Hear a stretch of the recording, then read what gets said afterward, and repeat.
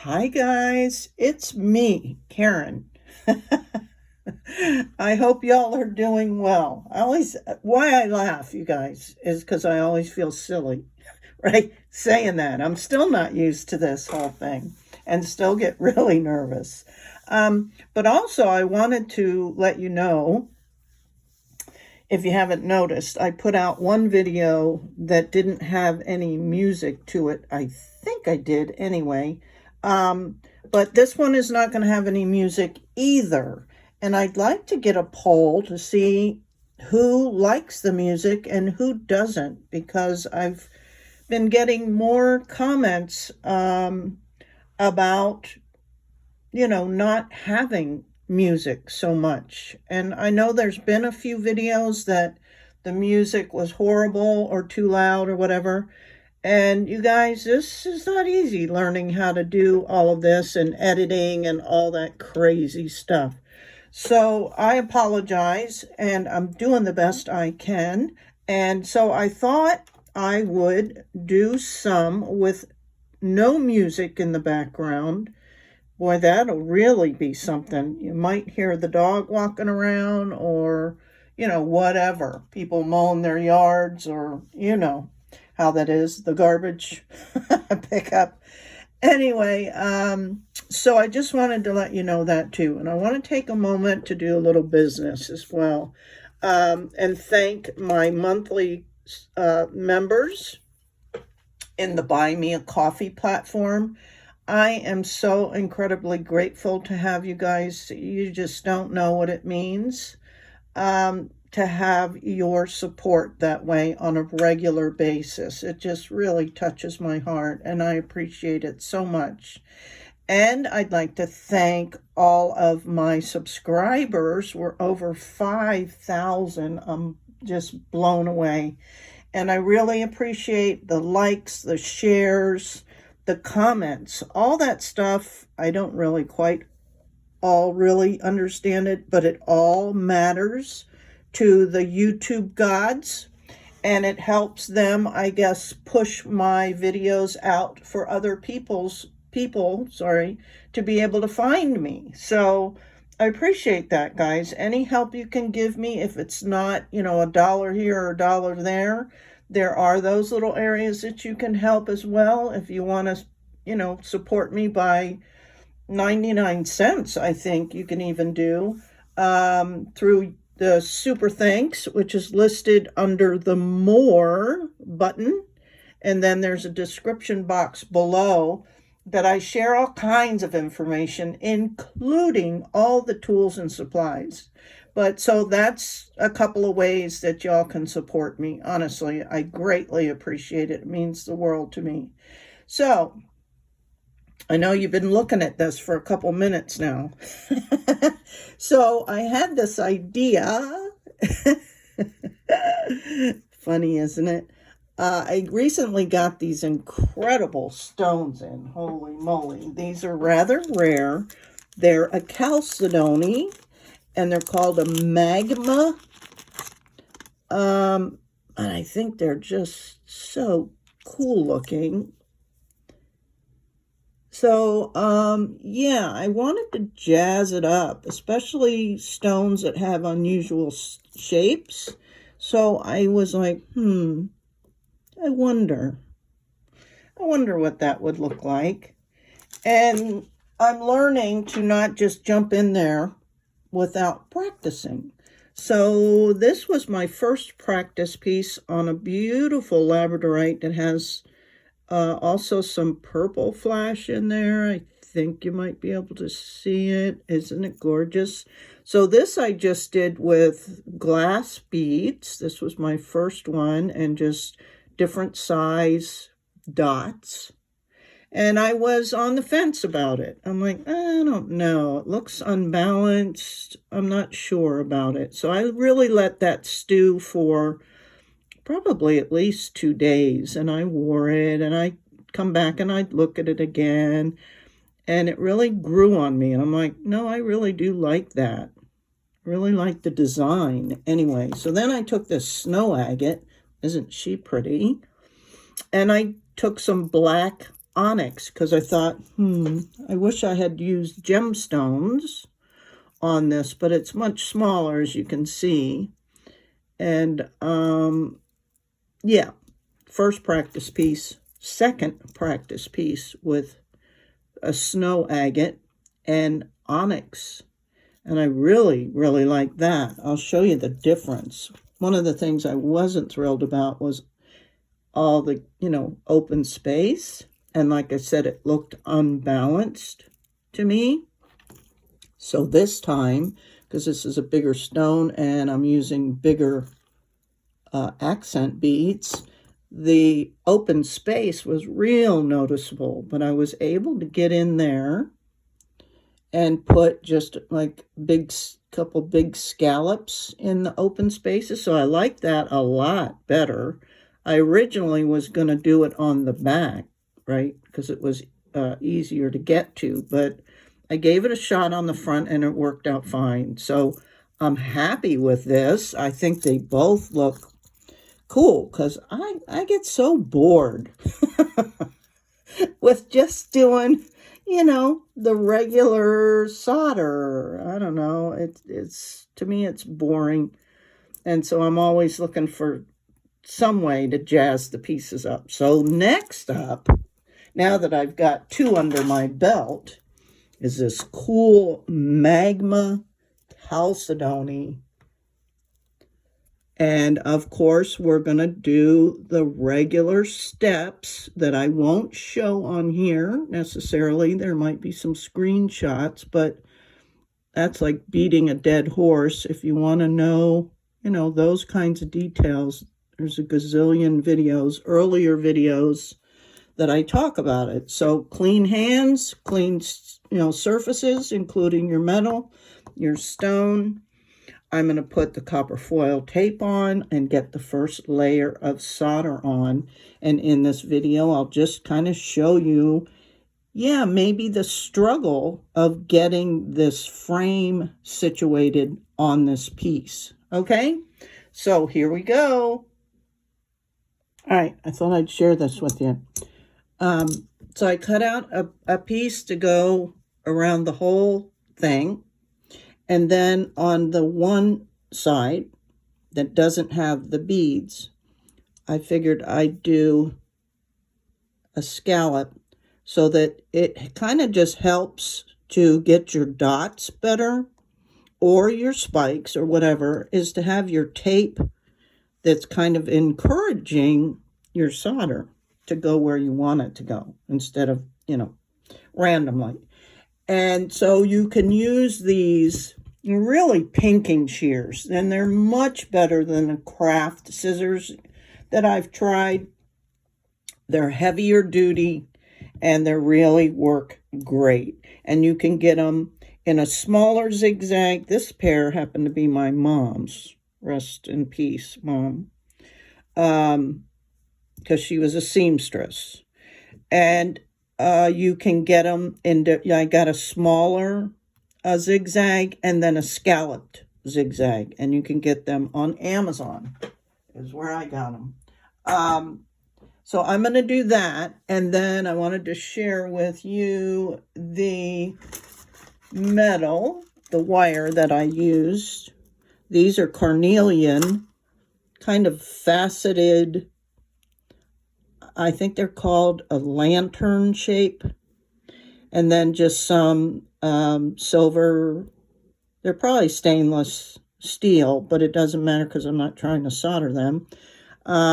And I used an 18 gauge bare copper wire because, again, this isn't going to show. The copper won't show.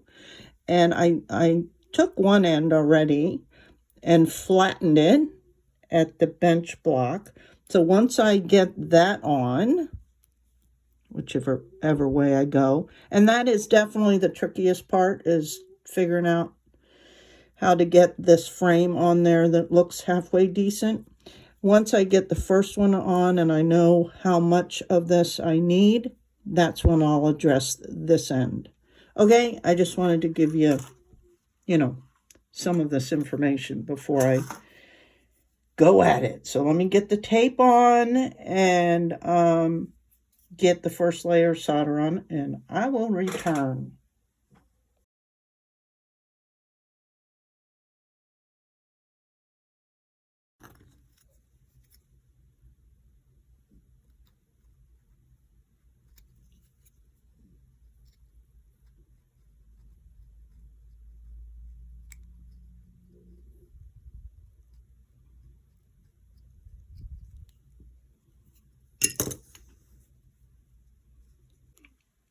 And this is after the first layer. Nothing, to write home about. Okay. Now, with this 18 gauge, as I mentioned, I took it to the bench block and I hammered one end of it. And then what I paid attention to, because when I first hammered it, I just laid it down like this and hammered it flat this way, right? And then as I started playing with how I'm going to mount it and attach it, I realized I really wanted the flat end to touch, and lay flat on the tip. Whereas if it was the other way, it would have been laying this way, right? The flat end. So I just took my pliers and literally, and you guys know if you've worked with wire at all, doing wire wrapping or whatever, you just give it a little twist. I mean, you can, reconfigure wire pretty easily. So I'm going to let this cool off for a minute before I go about attaching this baby. But it'll be something like, I'm just going to tack solder it, just a quick one so I can evaluate what it looks like. Now this one I don't have to worry too much about the placement of how high I want the frame to sit, because it's pretty, it's pretty well at a good height. Maybe this end might need to come up a little bit. So once that cools, I'll be back. Now I will admit, this is this is the hardest part, because you gotta, get your angle just right. And I actually decided that this end was too short to even attempt to do that right. So I went to the bench block and hammered in the position I wanted this end, gave me a little bit more to work with. Then I folded it too tight like that. So adjusting it, opening it up. Sorry about those tremors, because my most important thing is to have this lay nicely. And I don't want it too tight, because I want those beads, as close up as I can get them. So I'm really just going to focus right now on getting this tack soldered. And this is the hard part, I will admit. And it took me a minute to figure it out last time. And if you're worried about it, I would just say be very careful. Now, see, that to me is too tight, because that won't let me get that up in there. So I want to back off a little bit.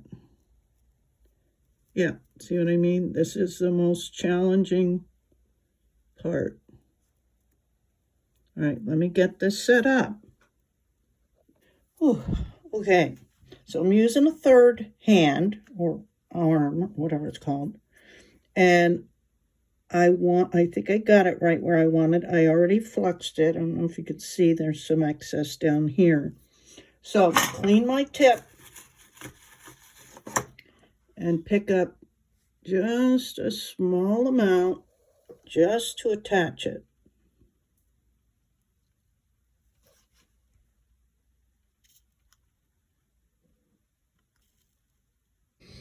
Now that we got it tack soldered, it's on there good enough that I think I can release that.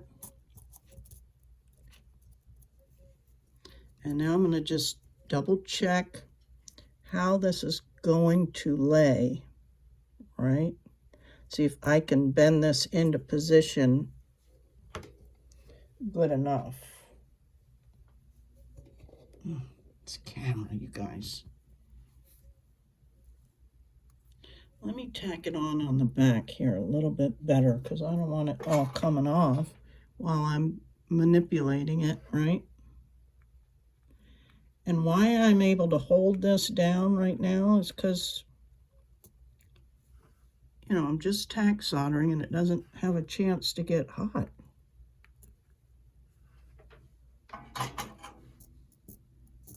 It's not even warm. Okay, let's see. Let's see what I was talking about. If these beads are too close, it won't lay nicely.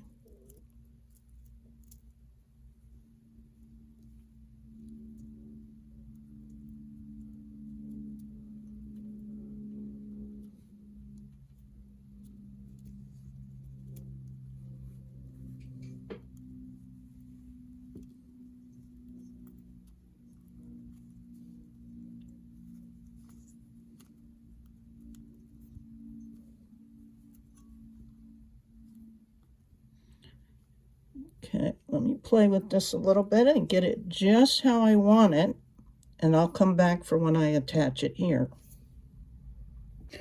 That took me a little while to get it.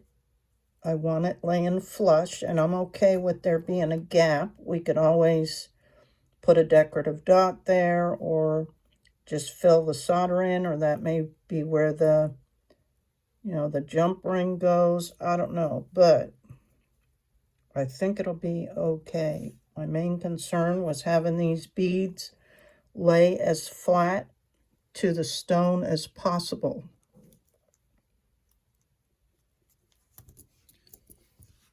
And again, because we're going to be tack soldering, I can hold the piece, but I don't want these beads to slip up at all and leave, you know, to where you can see a lot of the copper. So that will be the challenge. So here we go. Wish me luck. Clean your tip. Always clean your tip. And just a little bit. Right?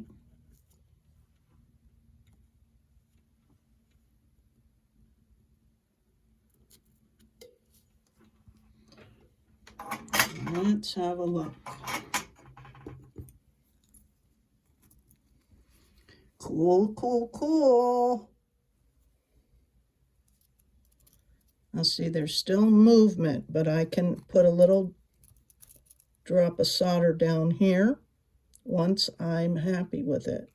And see, by flattening your end of your wire, you don't end up having a big lump. You still have, obviously, a little lump,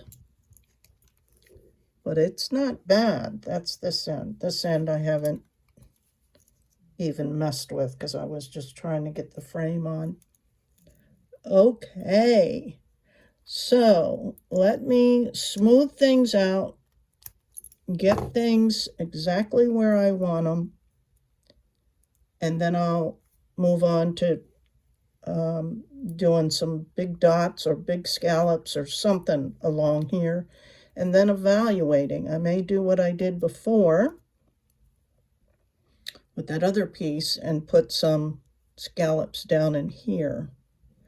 We'll see. I may not need it because this is a bigger piece. Okay, I'll be back.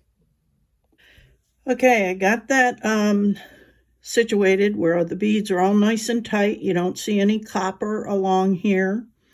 And I'm starting to add rather large dots along this zigzag area. So, you know, if you don't want peaks, do flux. And sometimes, because I don't know what kind of iron you guys are working with, but with mine, sometimes I have to turn the temp down or up, depending on what's happening. But this one, I'm staying right at my 360 Celsius. It's working just fine. And hopefully, and I did do this in 2 different, or 3, because you see I'm getting some peaks. But I'm building these up because I want them, kind of big to mimic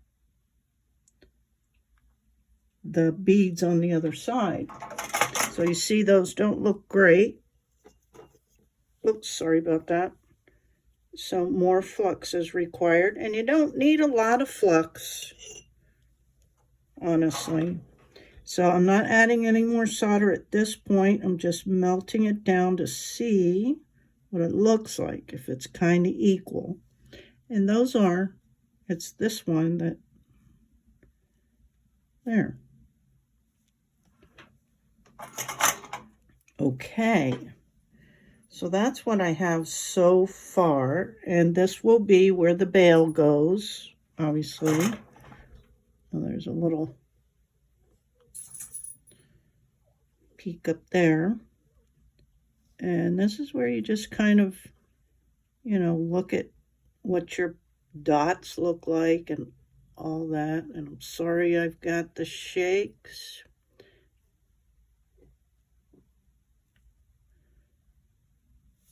Now, I'm going to see what I want to do with this, if it's okay, the sides.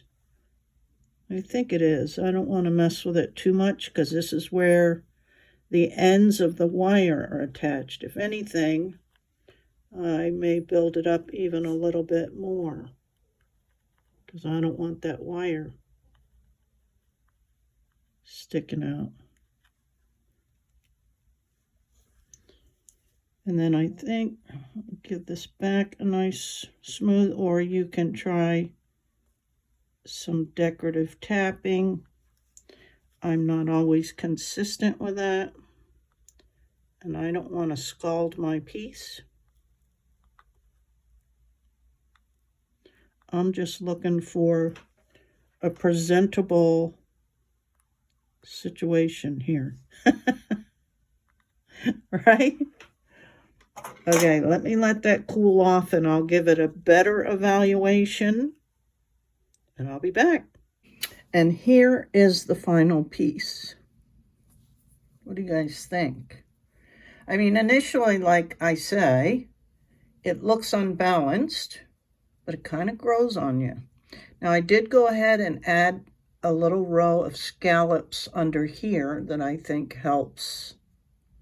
And if I make another one this big, or regardless of the size, I think maybe instead of adding these decorative dots on top, that I might put them off the side, and that would help with the balance issue, right? So if you can imagine, I do not want to go back and redo it because then I'll be really risking scalding the piece. And yeah, maybe I could add it too, but then I think it'd be too much. I don't know. That's what happens when you experiment with designs and whatnot. You think of things to do differently. I tried to see what maybe a patina would look like, so I'm going to go ahead and do a patina on this as well. So I'll be right back. And here is the piece after a patina. What do you guys think? I'm not always a big fan, and like most of my pieces, it grows on me over time. But yeah, I think it looks awesome. So that's my newest design.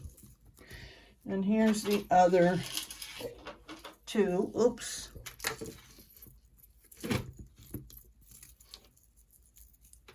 All right. There are those. So leave me a comment. Let me know what you think about them. And if you have any other ideas you want me to try out, or products, or whatever, let me know. I appreciate you guys.